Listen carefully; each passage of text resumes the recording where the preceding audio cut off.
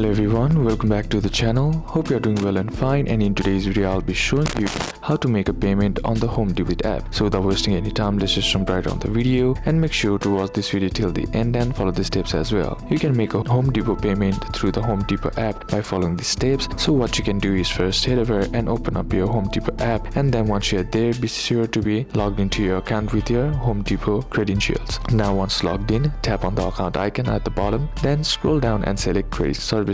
Then choose the Home Depot card you want to pay, like consumer credit card, project loan or commercial card. Then tap pay bill to go to Citibank's payment portal, since Home Deposit credit cards are issued by Citi. Then sign into your Citi account, enter your payment details and submit your payment. You can also pay an online order if not paid yet. Go to the My Account option in the Home Depot app, then tap on orders and find your unpaid order. Then select make a payment, then enter your credit or debit card or Home Depot's gift card details, then confirm and submit your payment. So these are a couple of steps that you can apply, and that's it for today's video guys. Hope this video was useful to you. Leave a like if it did, comment down below what the next video should be on, consider subscribing to the channel. Thank you for watching.